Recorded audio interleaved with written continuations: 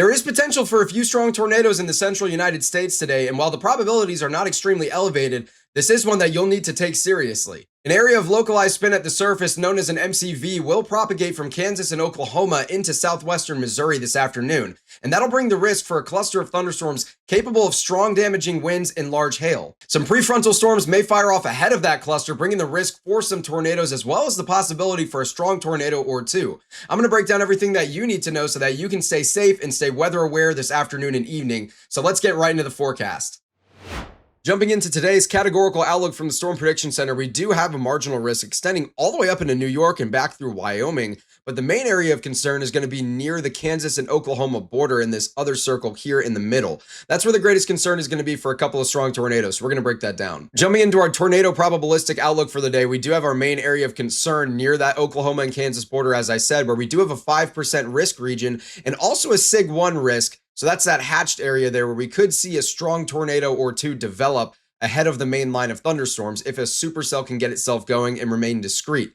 We also have an area where a couple tornadoes are possible, though this is a lot more uncertain and dependent on what happens throughout the day today over near eastern Ohio, Pennsylvania, and southwestern New York, where we could see some supercells get organized and potentially become tornadic in nature. But again, there's a lot of uncertainty surrounding that. But if you're in that area, definitely make sure that you're staying vigilant and staying aware for the possibility of a tornado this afternoon and in evening. Looking at our wind outlook for today, we do have a couple areas I wanted to mention with secondary risks like Utah and Wyoming, as well as the lower peninsula of Michigan. And then we have our main area that is, again, extending all the way from southwestern New York down through the Ohio Valley into the Ozarks and then into the Oklahoma Panhandle and southeastern Colorado. So in that yellow and red area there, that's where your 15 and 30% wind risks are, where we are expecting a cluster of thunderstorms capable of some strong winds this afternoon. Yesterday's event was definitely a hail producer, but today is not looking like it's going to be exactly the case. Again, in the lower peninsula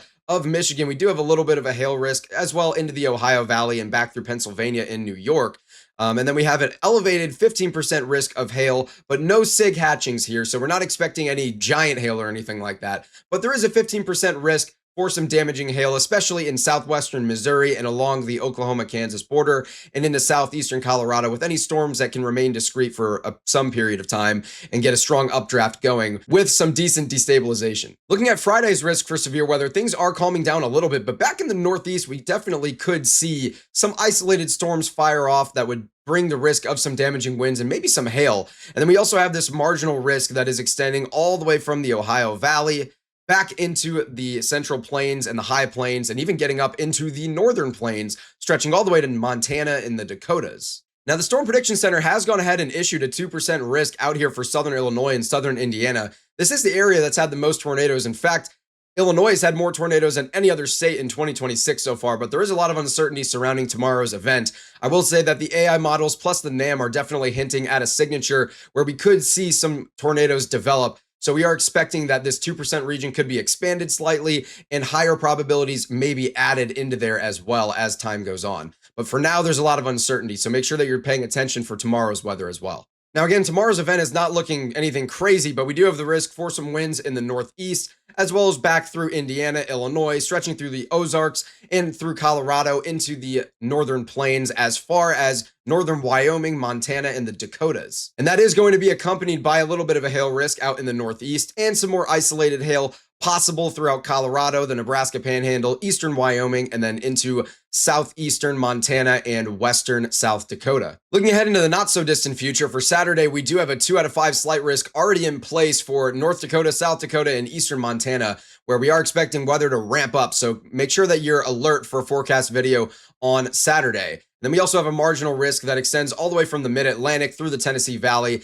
and back up towards the Ozarks through areas like St. Louis and southern Iowa. Sunday is probably going to pose a pretty similar risk to Saturday up in the northern plains, just shifted a little bit to the east. However, this region of 15% risk is probably going to grow just a little bit as time passes and as confidence increases in the forecast. The severe weather risk is going to roll right into next week. This is for Monday, and we're already seeing a 15% region outline for Minnesota, Wisconsin, the Upper Peninsula of Michigan as well, where we're definitely going to be seeing the risk for severe weather on Monday. Now, confidence is pretty low in this at the moment. It's only a 15% risk right now, but as time passes, confidence will increase as we get some of the kinks in the models worked out and figure out what is coming exactly to the Midwest on Monday. In terms of timing for today, we are looking at some storms already going on, stretching all the way from Oklahoma, Arkansas, and Kansas, even into southern Nebraska. That is going to set up the atmosphere for later this afternoon. And depending on how far they're able to get through Kansas and Oklahoma and how quickly they're able to push through that region is going to largely impact our risk for tornadoes this afternoon, especially. As we roll forward in time, we are going to watch those storms in Oklahoma quickly dissipate. But here by around 3 p.m., we're only making it to southeastern Kansas with some of this convection, and that could pose a limiting factor for our tornadic risk along the Oklahoma and Kansas border. Continuing to push forward, though, we're going to see by around 7 p.m. some of these semi-discrete cells firing off ahead of the main cluster of thunderstorms and behind so here's the original cluster, and here's the new cluster. So right in the middle there is where we could see a couple of isolated storms fire off. Those would pose your greatest risk for tornadoes, but we are expecting around 8 p.m. things to begin really clustering up throughout Kansas and Oklahoma. And at that point, things will mostly shift to a straight line damaging wind threat. But the risk for a couple embedded tornadoes will still be possible. During that time. And then finally, by around 9 to 10 p.m., you're going to see, this is by 11 now, things are really beginning to form that structure of thunderstorms, just pushing off towards the southeast. Just that line or cluster of thunderstorms. Exactly what it'll look like is still slightly uncertain, and it is largely determined by, again, these storms from the morning time. But we'll continue to monitor it closely, and we'll probably be going live covering that this evening. Looking at our surface moisture and winds, we are going to have plenty of moisture throughout Oklahoma and Kansas, but perhaps more importantly, by around 5 p.m. here, you're going to see that along the Oklahoma and Kansas border, the winds are coming out of the southeast. And we're also going to see that possible MCV developing, which is basically just an area of localized spin at the surface, where you can see these winds are kind of revolving around that circle. And it looks a little something like this. So those winds are just circling around that border region of Oklahoma and Kansas, and that can provide a little bit of ingested spin for these storms. Continuing to go up in the atmosphere with height, we are looking at 500 millibars now, where by the afternoon, we are going to see some stronger 500 millibar winds make their way into this region, and they are pretty much due westerly, so coming straight from the west, which is kind of the ideal scenario for possible tornadic development. These 500 millibar winds being faster also does indicate some divergence, which does imply rising motion, which is what you need to get storms going. Looking at 200 millibars for our upper level support, you are going to see some of these stronger winds are going to make their way, especially into western Oklahoma and just south of the Kansas border. But these winds in that area are more importantly coming out of the northwest, which is going to help things be even more backed with our shear profiles. And essentially what that means is that it'll be more favorable for tornadic development. Looking at our LCL heights, this is just how high is the cloud deck essentially. Some of these oranges and yellows and reds are getting into the mix in Oklahoma, which will limit things a little bit. This is by 5 p.m. here tonight. But right near that border region, and especially a little bit further east along that border of Kansas and Oklahoma, some of those LCLs are low enough where we could most certainly see some tornadic supercells. Now looking at our mixed layer CAPE, so this is just essentially how much instability is in some of those lower levels before the level of free convection, where parcels just continue to rise. So basically low level instability, which is very necessary for some of these thunderstorms to get going. By 4 p.m., you are going to see some decent instability going in the mixed layer right along that Kansas-Oklahoma border. So a lot of the ingredients are really starting to line up here. And as we push forward in time, we see that instability does weaken a little bit as we get into the earlier evening hours. And again, we are going to be seeing more of a cluster of thunderstorms pushing to the southeast by that point. So our risk for tornadoes and discrete supercells is going to be a little bit limited to around maybe 5 p.m. to 8 p.m. tonight. Looking at our 0 to 1 kilometer storm relative helicity, this is just how much spin is available for the updrafts to ingest. By around 6 p.m., we are going to see some of these blues and yellows getting into the mix. Now at 0 to 1 kilometer, anything blue or higher is going to be decently favorable. Anything yellow or higher is going to be very favorable in terms of how much spin is available for a storm to become tornadic. So we are seeing some of those brighter blues as well as those yellows and even a couple of oranges getting into the mix there, again, along the Oklahoma-Kansas border. So that's why a lot of the ingredients are continuing to align for some possible strong tornadoes if a supercell or two can remain discrete. But again, we're not expecting widespread discrete supercells. So this would be 1 or 2 storms that would be able to remain discrete and take advantage of this environment. As meteorologists, we always look at soundings. We don't always show them to the public because they can be very confusing. This is a modeled sounding at 6 p.m. here in the area where we could be seeing supercells conducive of tornadoes. I wanted to point out that we have some pretty fat cape here. So essentially that area I scribbled in yellow, it's a little wide. And if it was a little skinnier, it would be less conducive for explosive thunderstorm growth.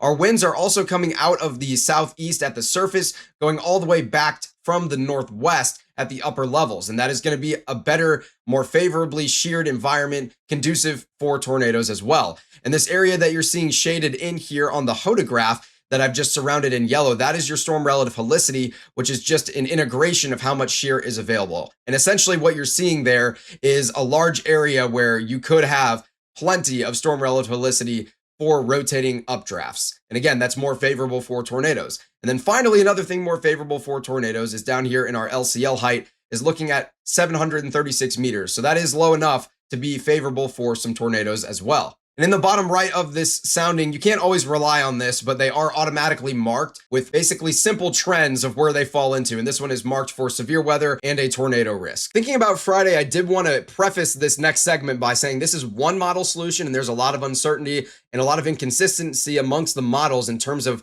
outputting what's going to happen tomorrow. So this is again for Friday evening. I wanted to point out that we are going to see with this one NAM solution a lot of discrete or semi-discrete cells firing off throughout southern Indiana, southern Illinois, and southeastern Missouri. And some of the AI models, such as the NATOcast, have insinuated that we will be seeing a decent tornado risk on Friday, especially throughout southern Illinois and western Indiana. So again, while there is a lot of uncertainty surrounding this is something that you need to pay attention to if you're in those areas because they've been hit by so much severe weather already this year. I don't want them to become desensitized to it and not think anything's going to happen. Again, Illinois has had more tornadoes than any state in the United States so far in 2026. And that's going to bring us to the end of today's forecast. Thank you so much for tuning in. Now, we will be going live covering this severe weather threat later this afternoon, so make sure that you have notifications turned on for that and you're following us on all platforms. Also, make sure to check out our website if you haven't done that already. But that's going to be it for today. We will see you guys soon and stay safe out there.